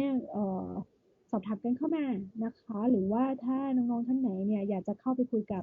เจ้าหน้าที่ก็สามารถพิมพ์แจ้งได้เหมือนกันนะคะว่าอยากคุยกับเจ้าหน้าที่เป็นการอินเทอร์วิวนะคะค่ะแล้วก็ส่วนของมหาลัยพอร์ตสมัครอะค่ะมีในเรื่องของพี่หวานจะซ้ำในเรื่องของรายละเอียดค่าเรียนค่าอะไรต่างๆให้ฟังนะคะในเรื่องของการไปเรียนที่พอร์ตสมัครเนาะso now Dr. Graham will be talking about or sharing about the overall for the University of Portsmouth for like the tuition fees or the living cost or any overall for the university. Is that okay? Yeah. Give you a shout if I got a question related to you. Yeah, that's fine. Thank you. Just bear with us. ค่ะก็สำหรับตัวที่มหาวิทยาลัยของพสมนะคะค่าเรียนเนี่ยจะอยู่ที่ประมาณ 600,000 นะคะแต่จะไม่เกิน 700,000 นะคะก็คือพูดง่ายๆว่าแล้วแต่คอร์สไหนที่เราที่น้องๆสนใจนะคะถ้าอย่างเป็นโลจิสติกเนี่ยก็อาจจะอยู่ที่ประมาณ 16,000 ถึง 17,000 นะคะแล้วแต่ปีที่น้องไปนะคะตัวนี้คือค่าเรียนของประเทศอังกฤษก็คือจะสำหรับป.โทเนี่ยก็จะขึ้นในแต่ละปีด้วยนะคะตรงนี้แล้วในส่วนของเรื่องทุนนะคะก็คือจะขึ้นอยู่กับในแต่ละปีเช่นเดียวกันแต่ว่าถ้าสำหรับของปีนี้นะคะก็จะมีในส่วนของตัว Vice Chancellor Global Development Scholarship นะคะก็จะอยู่ที่ประมาณ 1,600 ปอนด์เนาะอันนี้ก็คือสามารถขอข้อมูลเพิ่มเติมได้นะคะส่วนตัวของ living cost ค่ะหรือว่าค่าใช้จ่ายค่ากินอยู่ค่าอะไรต่างๆค่าเดินทางหรือว่าสมมุติว่าถ้าเหตุการณ์ปกติแล้วอะค่ะน้องๆหลายคนก็อาจจะอยากแบบเดินทางข้ามไปเที่ยวฝรั่งเศสหรืออะไรอย่างนี้เนาะก็อาจจะสามารถทำได้เช่นกันนะคะถ้าโดยทั่วไปแล้วนะถ้านักเรียนถ้าเหตุการณ์ปกติอะนะคะนักเรียนหลายๆท่านก็สามารถที่จะแพลนไปได้ด้วยนะคะก็living cost ตัวเนี้ยค่ากินอยู่ส่วนใหญ่รวมค่าที่พักแล้วก็ค่าข้าวค่าอาหารอะไรต่างๆตรงนี้นะคะก็อยู่ที่ประมาณปีละประมาณ 600,000 บาทนะคะแต่ทั้งนี้ทั้งนั้นต้องขึ้นอยู่กับไลฟ์สไตล์ของน้องแต่ละคนด้วยนะคะน้องบางท่านก็ทานเทคเอาไว้ทุกวันหรือว่าถ้าน้องบางท่านไหนไม่ได้ทำกับข้าวเองก็อาจจะต้อง manage นิดนึงเนาะถ้าในส่วนนี้นะคะแล้วก็ในส่วนของถ้า600,000 บาทที่ชี้แจงไปอะค่ะมันจะเป็นในส่วนของแค่ที่พักใช่ไหมคะแล้วก็ค่ากินอยู่ต่างๆเนาะแต่ตรงนี้จะไม่รวมพวกช้อปปิ้งนะคะหรือว่าเดินทางไปฝรั่งเศสหรือเดินทางไปยุโรปเนาะอันนี้ก็คือจะไม่รวมอยู่ในนั้นนะคะแล้วก็ตัวที่ป.โทของอังกฤษอะค่ะน้องๆสามารถทำงานได้20 ชั่วโมงต่ออาทิตย์นะคะตรงนี้แล้วในส่วนของการทำงานก็คือก็จะเป็นในเมืองของTown Center อะค่ะที่จะอยู่ในการวอล์กคีนะถ้าเดี๋ยวลองเปิดสไลด์ให้ดูนะคะเปิดสไลด์ให้ดูถึงภาพของการวอล์กคีเนาะตรงนี้นะคะโอเคตัวนี้นะที่ตรงนี้ค่ะก็จะเป็น Town Center นะคะหรือว่าที่เรียกว่าแบบใจกลางเมืองของพอสมัครเองอย่างที่เราคุยกันไปแล้วอะค่ะว่าพอสมัครไม่ใช่เป็นเมืองใหญ่มากนะคะเป็นเมืองเล็กๆที่เราสามารถที่จะเดินได้นะคะก็คือประมาณ20 นาทีถึง15 นาทีถ้าแบบว่าถ้าเดินเร็วเดินช้าอันนี้คือต้องขึ้นอยู่กับน้องแต่ละคนเนาะแต่ว่าจะไม่เกินนี้แน่นอนนะคะแล้วก็สภาพอากาศของที่พอสมัครก็ด้วยความที่ว่าอยู่ติดชายทะเลนะคะก็อาจจะมีลมแรงบ้างอะไรบ้างนะคะตรงนี้เราเลี่ยงไม่ได้แต่ก็ไม่ได้เร็วร้ายนะคะแล้วก็ไม่ทราบมีคำถามโอเคค่ะเดี๋ยวสักครู่นะคะขออนุญาตดูคำถามนิดนึง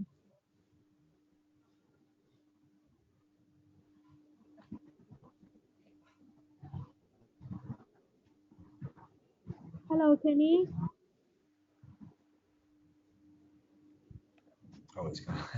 Hello, Juan. Hi how are you Hey. Hello, Graham. Hello, Kenny. Nice to see you. Good to see you Yeah. ก็ Good morning and good afternoon, Juan. Good afternoon so yeah would that be okay if you are sharing with the slides you have Yeah, I can share, but you have to make me the host. I'm going to have to go, I think, Okay. I think in a moment because I've got a lecture to give in a few minutes. Okay But thank you, 𝐲𝐶 clap. ขอบคุณมากค่ะขอบ Yeah, and Lagon clap to everybody as well, and to you. Yeah, and Thank you to you, very Nat, much. as well. ขอบคุณค่ะ Yeah, goodbye, everyone. Bye bye. Thank you. All the best. Bye, Bye. Graham. Keep in contact. Bye, Nat. Bye. Bye. Nice to meet you. Bye, Bye. Graham. Okay. Okay, Kenny. Yes. What shall I do here? Sorry. โทษทีนะคะพอดีเดี๋ยวพี่กำลังจะแนะนำคุณเคนนี่นะคะ เป็นเจ้าหน้าที่อีกท่านหนึ่งของที่มหาวิทยาลัยพอสมัครนะคะ ก็ทำงานคู่กับคุณอเดลนะคะ ก็จะมาแชร์เกี่ยวกับส่วนของพวกค่าเรียนต่างๆ แล้วก็living cost นะคะ ก็คือค่ากินอยู่ต่างๆทั้งหลายกับน้องๆวันนี้เนาะ เดี๋ยวถ้ายังไงรบกวนขอเวลาสักครู่นะคะจะให้คุณเคนนี่เขาแชร์สกรีนให้เรานะคะสักครู่ค่ะมีคำถามก็ทิ้งไว้ได้เลยนะคะแล้วก็ถ้าน้องท่านไหนอยากเข้าพูดคุยกับอาเดลก็คือทิ้งข้อความไว้ได้เลยเช่นกันค่ะ Hi Kenny, I just sorted it out. So I think one of the marketing team will invited you or will allow you to share the screen. Okay, it's okay. I can also cut and paste the tuition fee, which is actually I already see. You all can see at the chat. So the tuition fee is there's a ranging from 15,000 per year. Okay. อันนั้นก็คือประมาณเดี๋ยวสักครู่นะคะเดี๋ยวจะพิมพ์ให้ Yes Kenny you breaking up a bit Yeah so I know my line starting to get bad so you can see my message at the chat yes. The chat box. Yes and then I will put it on the Thai baht for themก็อยู่ในแชทบ็อกซ์นะคะ Okay, thanks. แล้วก็มี scholarship ด้วยเดี๋ยวเราสักครู่นะคะกำลังคูณให้เป็นไทยบาทค่ะก็ประมาณนี้นะคะประมาณ 600,000 ถึงประมาณ 700,000 นิดๆนะคะ Kenny I think can you try to share your screen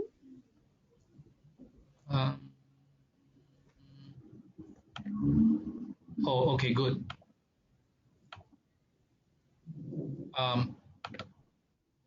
Can you see my screen? Yes. Okay, good. Afternoon, everyone. My name is Kenny. Without wasting everyone's time, let me continue. So you can see the tuition fee. There's the range of 15,500 to 17,600 per year. So the deposit is 3,500, and then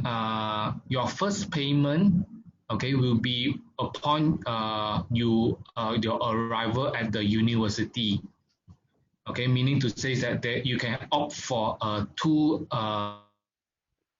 payment. One is before your immediately when you are there. And then the other one is later. One, do you want to update us? Sorry, Kenny. Hello. Hello. Yeah. Do you want to update? Let us know. Sorry, Kenny. What did you say? So you're breaking up a bit. Sorry. Okay. I just say you all can hear me right earlier. Yeah. Not really. Sorry. Okay. You all can still see my screen, right? That's right. Yes, can.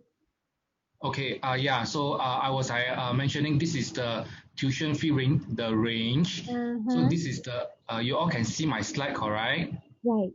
So this is the deposit. So after the remaining fee, student can have the options to pay in 2 installment. Right. Okay. Yes. Okay. Can I move on? I think there's questions. Okay. Somebody raise hand. Yes. I cannot see the question. Okay, can I move? Yes. Okay, earlier I heard someone were mentioning or asking about the accommodations. So you can see this is the price range per week. Yes. Okay, over here at my slide. Okay. And then private accommodations is also available. We can also able to help the students or to assist the students with the arrangement. Sure. Yeah. Other than that, the housing deadline, okay, is end of May. Yes. And also you provide if student need self-isolated, yeah, on arrival. Yes, we have airport pickup service. So we will pick up the students from the airport and then we drop them where they stay, so door to door. So the service charge is only £20. Whoa. Yeah. You say £20? Yes, £20 for the airport pickup service. What, all the way through from Heathrow? From Heathrow Airport to where they stay. Oh, yeah. Wow. So this is a price range for the accommodations. Okay. Yeah. Okay. You want to continue and then I summarize for them later on, or you want? Okay. So based on this slide, I will move on from accommodations to my next slide is another concerns, of course, that students ask about what is the living expenses. So earlier, Graham mentions that from London to University of Portsmouth is only an hour train ride or bus or a cab.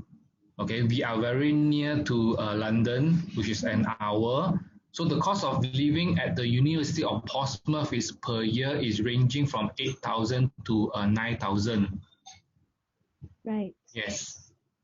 And in fact, we have students that update and share with us that they manage, okay, to spend, okay, 7,000 per year pound. Yes. Yeah. So it is possible, okay, 7,000 minimum. Yeah, that's all I need to share with you from the tuition fees to the accommodation and what is the living expenses like. Okay. Thank you, Kenny. Thank you. ค่ะก็คือจากที่เจ้าหน้าที่คุณเคนนี่นะคะเขาแชร์ไปตัวข้อมูลเกี่ยวกับพวกliving cost นะคะตามสไลด์ที่เราเห็นเลยก็คือพอสมัครเนี่ยอยู่ใกล้ลอนดอนแค่1 ชั่วโมงนะคะรถไฟไปเช้าไปเย็นกลับได้นะคะก็คือเราขึ้นรถไฟจากลอนดอนก่อนเที่ยงคืนนะคะเพื่อที่จะกลับเข้ามาที่พอสมัครได้เลยแล้วตอนเช้าคือเราก็สมมติว่าเรามี one day trip ที่ลอนดอนนี้นะคะก็คือสามารถนั่งรถไฟตั้งแต่เช้าเลยนะคะไปที่ลอนดอนแล้วก็พอเราเสร็จทุกอย่างปุ๊บเราก็กลับมาได้ภายใน1 วันเลยเป็น one day trip ได้เหมือนกันเนาะทั้งนี้และทั้งนั้นตัวการ walk key อะค่ะที่ city center ของพอสมัครนะคะก็คือค่อนข้างมีทุกอย่างอยู่แล้วอย่างเช่นพวกของแบรนด์เนมหรือของ outlet อะไรต่างๆค่อนข้างมีครบนะคะพวกอาหารพวก shopping center คือครบมากๆนะคะนอกจากว่าเราอาจจะเดินทางไปเที่ยวไปหาเพื่อนที่ลอนดอนหรือว่าจะไปเฟสติวัลอะไรในลอนดอนนะคะอันนี้ก็คือสามารถมี one day trip ได้นะคะแล้วก็หลังจากนั้นก็คือเป็นตัวของ living cost ใช่ไหมคะค่าใช้จ่ายค่ากินอยู่อะไรพวกนี้ค่ะน้องๆจะเห็นว่า accommodation เนี่ยที่พักเนี่ยมันจะอยู่ประมาณ102 ปอนด์ต่อถึง179 ปอนด์ต่ออาทิตย์นะคะเพราะฉะนั้นเนี่ยถ้าเราอยู่ทั้งหมดปกติอะค่ะถ้าเป็น1 ปีเนี่ยมันจะประมาณ52 อาทิตย์นะคะก็ถ้า102 ปอนด์เนี่ยพี่หวานบอกก่อนว่ามันจะเป็นห้องที่แชร์นะคะทุกอย่างจะแชร์กันหมดเลยก็คือก็ว่าเราแชร์ห้องนอนด้วยแล้วก็แชร์ห้องน้ำแชร์ห้องนั่งเล่นแชร์ห้องครัวอันนี้คือ102 ปอนด์นะคะต่ออาทิตย์นะคะถ้าน้องๆท่านไหนที่แบบ โอเคที่จะอยู่แช่หรืออะไรอย่างเงี้ยค่ะถ้า102 ปอนด์คูณ52 อาทิตย์นะคะก็เป็นทั้งหมด 5,304 ปอนด์ต่อ1 ปีนะคะคูณด้วย41นะตอนนี้ก็จะเป็นประมาณ2กว่าบาทไทยนะคะสำหรับ1 ปีนะคะแล้วก็ถ้าเป็นตัวที่แพงสุดอันนี้คือพี่หวันดูตัวที่แพงสุดกับตัวที่ถูกสุดมาให้นะคะทั้งนี้ทั้งนั้นก็คือจะขึ้นอยู่กับชนิดห้องที่มหาวิทยาลัยมีนะคะซึ่งมหาลัยเนี่ยจะมีที่พักเป็นแบบที่อย่างที่หวานบอกครั้งแรกก็คือที่แรกเป็นแชร์ใช่ไหมคะที่2ก็คือจะเป็นชนิดที่2นะคะก็คือจะเป็นห้องที่พักแบบห้องน้ำห้องนอนส่วนตัวของเรานะคะแต่ว่าเราแชร์ห้องครัวกับห้องนั่งเล่นอันนี้ก็คือจะขึ้นอยู่กับarea ที่น้องเลือกด้วยเนาะจากทั้งนี้ทั้งนั้นareaก็ไม่ที่พอร์ตสมัครก็ไม่ได้เป็นเมืองที่กว้างมากนะคะก็ถ้าเป็นห้องเดี่ยวห้องน้ำในตัวเนี่ยแชร์ครัวแชร์ห้องนั่งเล่นก็จะอยู่ที่ประมาณ130-140เป็นต้นไปถ้าสูงสุดก็คือ179 ปอนด์เนี่ยน่าจะเป็นห้องสตูดิโอก็คือทุกอย่างเป็นของน้องเลยนะคะน้องก็ไม่ต้องไปแชร์กับใครห้องครัวห้องนั่งเล่นห้องนอนก็คือแล้วก็ห้องน้ำก็คือเป็นของเราใช้คนเดียวนะคะแล้วก็ถ้า179 ปอนด์ต่ออาทิตย์คูณ52เหมือนเดิมนะคะก็จะเป็นประมาณ 9,308 ปอนด์คูณด้วย41ก็จะตกประมาณ 380,000นะคะเมื่อกี้ห้องที่ถูกชนิดห้องที่ถูกที่สุดที่เป็นแชร์ค่ะประมาณ 320,000 ใช่ไหมก็น่าจะต่างกันประมาณ 60,000นะคะอันนี้คือส่วนของค่าที่พักเอาเป็นว่าค่าที่พักไม่เกิน 400,000 บาทต่อปีนะคะอันนี้คร่าวๆนะคะอยากให้น้องเห็นตัวภาพตัวเลขคร่าวๆเป็นภาพรวมนะคะแล้วก็ถ้าเป็นตัว living cost ค่ะที่คุณเคนนี่เขาแชร์เมื่อคู่นี้สำหรับนักเรียนต่างชาติหรือนักเรียนไทยที่อยู่ที่นู่นนะคะใช้อยู่ประมาณ 7,000 ปอนด์ต่อปีนะอันนี้คือทั้งที่จริงๆรัฐบาลอังกฤษกำหนดไว้ว่าเราควรจะต้องมีประมาณ 8,000-9,000 ปอนด์นะคะแต่ว่าถ้าวันนี้มันขึ้นอยู่กับจำนวนกับไลฟ์สไตล์ของเราเนาะว่าเราใช้มากใช้น้อยหรือว่าควบคุมได้มากน้อยแค่ไหนนะคะถ้า 7,000 ปอนด์หักค่าที่พักเมื่อครู่นี้ประมาณ 3,800 คร่าวๆนะคะ 3,800-3,900 มันก็จะเหลือประมาณ 3,200 ปอนด์ที่เราเหลือในการใช้คูณ41มันก็จะเหลือประมาณ100,000 กว่าบาทไทยเนาะ130,000นะคะตรงนี้ก็จะอยู่ในบัดเจ็ตที่ค่อนข้างเป็นประมาณ 8,000-9,000 ปอนด์แต่ถ้าน้องๆท่านไหนใช้แบบ 6,000-7,000 อันนี้ก็คือสามารถmanage เองได้นะคะแล้วก็ตัว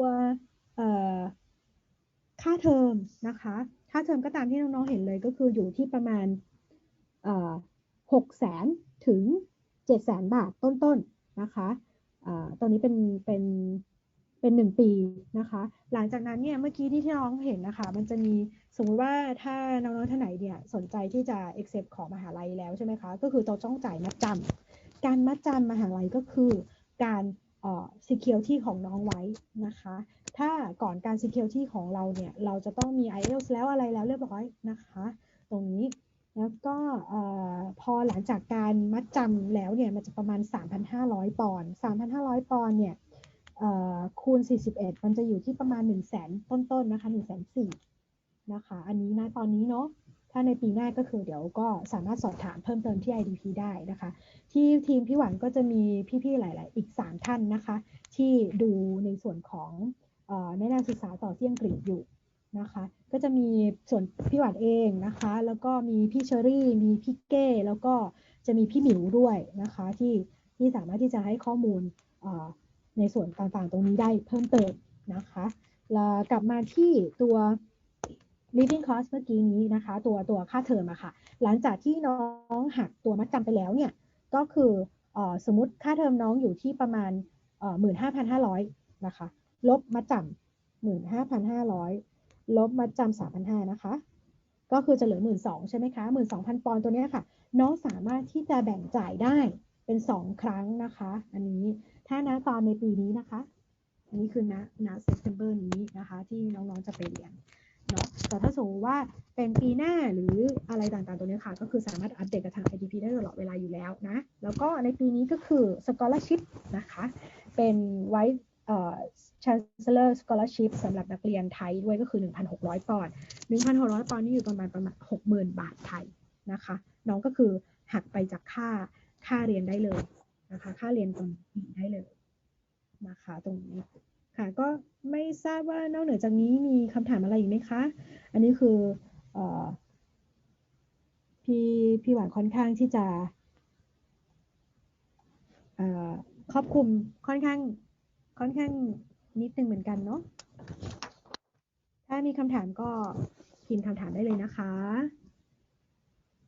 อันนี้ก็คือมีใครอยู่บ้างตอนนี้นะคะก็มีน้องพิมพ์ชนกนะคะแล้วก็มีน้องชลดามีธมนวันนะคะแล้วก็มีสุภวิทย์ไม่ทราบมีคำถามอะไรเพิ่มเติมตรงนี้หรือเปล่าแล้วก็อภิตานด้วยนะคะสามารถสอบถามได้นะหรือไม่ก็คือทางคุณเคนนี่เขาก็คือสแตนบายเพื่อจะช่วยพี่หวานตอบคำถามตรงนี้ด้วยนะคะ Kenny, I have a question for a scholarship. Is it for only this year for September 2021? Yeah. Okay. You're on mute. Sorry. That's okay. This scholarship 1,600 is given to all Thai students and self-funded students. Okay. Yes. Okay. So ค่ะก็ทุนนี้เป็นของนักเรียนไทยนะคะสำหรับนักเรียนที่ self funded ก็คือคุณพ่อคุณแม่ชำระค่าเรียนให้อะไรต่างๆตรงนี้คือis it automatic one? The students Yes. only need to apply. Automatic. Yes. Students do not need to apply. Okay. ค่ะก็อันนี้เป็นเรื่องของทุนที่ให้เลยนะคะถ้าน้องสมัครแล้วเพราะว่าน้องเป็นนักเรียนไทยเนาะก็คือได้เงินได้ทุนตรงนี้ไปเลย 1,600 ปอนด์นะคะโอเคค่ะวิมชิโนะหนูมีการแบ่งจ่ายรายละเอียดยังไงบ้างแล้วก็เรื่องทุนต้องขอเอกสารอะไรไหนบ้างไหมคะโอเคcan I have a question here for the tuition fee installment after they deduct from the deposit so Is there any details there? Is there any information? The full details is actually at the website. Like I said, students can pay the full payment or they can split into two payment. I would say normally for the two installment normally will be the first time that they arrive at the university. Yes, the first time when they arrive, correct. Yeah, that's the first installment. Yeah. So the second one will be on the second term or second semester? Second term, correct. Yes, you are right. Correct. Alright. So ค่ะน้องพิมพ์ชนกค่ะตรงนี้ก็คือถ้ามีการแบ่งจ่ายอะค่ะก็หลังจากที่น้องจ่ายค่ามัดจำใช่ไหมคะก็เหลือเมื่อกี้ที่พี่หวานคูณก็คือเป็นตัวเลขสมมุตินะ12,000 ปอนด์ที่เหลือใช่ไหมคะในการแบ่งจ่ายเนาะครั้งแรกก็คือหนูจะต้องแบ่งจ่ายการที่หนูสำหรับที่หนูไปถึงที่มหาลัยอะค่ะก็คือต้อง1 ครั้งสำหรับตอนนั้นนะคะก็คือครึ่งหนึ่งนะคะแล้วก็ครั้งที่2ก็คือจะเป็นในเทอมที่2นะซึ่งตรงนี้ค่ะก็คือขึ้นอยู่กับว่าน้องจะไปเรียนตอนช่วงไหนสมมติถ้าน้องไปเรียน September นะคะนั่นหมายความว่าพอหลังจากที่น้องจ่ายมัดจำปุ๊บ 3,500 ปอนด์น้องคงเหลือเท่าไหร่นะคะแล้วก็หลังจากที่น้องเดินทางไปเรียนในกันยาเนี่ยหรือตุลาคมอะค่ะน้องก็คือจะต้องมีการแบ่งจ่าย1 ครั้งแล้วนะคะแล้วก็ในเทอมที่2อาจจะเป็นสักประมาณเดือนมกราคมกุมภาพันธ์นะคะอันนั้นคือเป็นรายละเอียดของการแบ่งจ่ายเนาะแล้วก็เรื่องทุนต้องขอเอกสารอะไรบ้างตรงนี้คือไม่ต้องมีเอกสารอะไรเพิ่มเติมนะคะเพียงแค่ว่าเราสมัครเรียนเข้าไปนะคะก็คือทาง IDP เราช่วยเหลือในการดูแลเอกสารในการสมัครด้วยเนาะแล้วก็ช่วยเหลือในการตามออฟเฟอร์หรือช่วยเหลือในการดูเรื่องIELTS หรือดูเรื่องของ Pre-sectional อะไรต่างๆตรงนี้ด้วยนะคะเอกสารในการสมัครมีอะไรบ้างก็คือ1ตัว transcript ใบจบนะคะถ้าน้องทำงานแล้วก็คือน้องจะต้องมี CV โชว์นิดนึงนะคะแล้วก็พาสปอร์ตIELTS ส่งตามที่หลังได้นะคะที่สำคัญก็คือจะมี Statement of Purpose หรือ SOP แล้วบวกกับ 2 recommendation ก็คือ reference letter นะคะคือตัวเดียวกันเนาะซึ่งตรงนี้ค่ะทาง IDP เราดูแลในเรื่องของตัว SOP ให้ด้วยนะคะตัวพี่แบงค์นะคะก็จะเป็นเจ้าหน้าที่เป็นทีมลีดเดอร์ของที่ทางทีมพี่หวานนะก็คือพี่แบงค์สามารถที่จะช่วยดูแลในเรื่องของ statement of purpose ให้น้องๆได้แล้วก็ recommendation อีก2ฉบับด้วยนะคะตรงนี้ก็คือเราสามารถที่จะพูดคุยเพิ่มเติมกันได้หลังจากนี้เนาะไม่ทราบว่าน้องๆท่านอื่นมีคำถามอะไรเพิ่มเติมอีกไหมคะหรือว่าเดี๋ยวถ้าอยากที่จะติดต่อกับ IDP ก็เดี๋ยวนะคะเดี๋ยวแชร์สไลด์ให้สามารถติดต่อกับ IDP ได้ที่หลังหน้าเดี๋ยวนะคะนี่ค่ะแชร์จะอยู่ในสไลด์สุดท้ายค่ะเดี๋ยวนะอันนี้เลยค่ะก็สามารถติดต่อ IDP ได้นะคะตามนี้ Hi Adele Hi Bang welcome back Hello. Hi how was it how was going That's good. Okay I'm pleased so here I'm trying to double check if there are any further question but I don't see the student have more question or anything ครับพี่หวาน If anybody has questions, I think they can feel free to contact you. And I'm sure you'll be well equipped to advise them. But if there's anything specific about the academic program, the syllabus, or anything of further details, PhDs, feel free to reach out to me. Okay, then Adele, thank you so much. And I would like to say thank you to Kenny as well that jumped in and support me here. No problem. Yeah. No problem. Yeah, thank you. And let me check with all of them again if they have any question. พี่หวานครับ I don't want to keep you here long. Yeah. ครับสวัสดีครับทุกคนก็ขอบคุณทุกคนที่เข้ามาร่วมงานในวันนี้นะครับคือวันนี้ถ้าเกิดมีใครที่ได้ข้อมูลอาจจะได้รับแล้วอยากได้รับเพิ่มหรือว่าอาจจะมีข้อมูลอื่นๆที่อยากที่จะ follow on ต่อจากนี้ครับเราสามารถที่จะให้ข้อมูลเพิ่มเติมได้โดยง่ายๆครับเพียงแค่เดี๋ยวขออนุญาตเพื่อนๆทุกคนนะครับเดี๋ยวพิมพ์อีเมลเข้าไปใน message ส่วนตัวของ IDP staff UK นะครับก็พิมพ์ private message เข้ามาก็ขอเป็นชื่อก็ขอเป็นแค่อีเมลแล้วก็เบอร์โทรเท่านั้นนะครับแล้วเดี๋ยวยังไงทีมงานเจ้าหน้าที่แน่ๆของเราเนี่ยจะติดต่อกลับเข้าไปในการให้ข้อมูลที่เป็นเฉพาะเจาะจงในคำถามของน้องๆได้นะครับเพราะเชื่อว่าน้องๆทุกคนที่อยู่มาจนถึงเซสชันกับเราเกือบ2 ชั่วโมงเนี่ยน่าจะมีความสนใจหรือน่าจะมีคำถามให้แหละก็เดี๋ยวนี้ขอเปิดโอกาสให้น้องๆและเพื่อนๆทุกคนนะครับสามารถกรอกข้อมูลที่ต้องการอยากถามหรือว่าทิ้งแค่อีเมลไว้ให้เราติดต่อกลับก็ได้ครับอันนี้เดี๋ยวเราจะได้ติดต่อกลับแล้วให้ข้อมูลเพิ่มเติมว่าจะเป็นเรื่องหลักสูตรการเรียนขั้นตอนการเตรียมตัวการทำวีซ่าการค่าใช้จ่ายระหว่างอยู่ที่ประเทศอังกฤษนะครับสามารถที่จะขอข้อมูลมาได้เลยนะครับโอเคขอบคุณคุณพิมพ์ชนกครับได้เลยครับเดี๋ยวยังไงเดี๋ยวเรา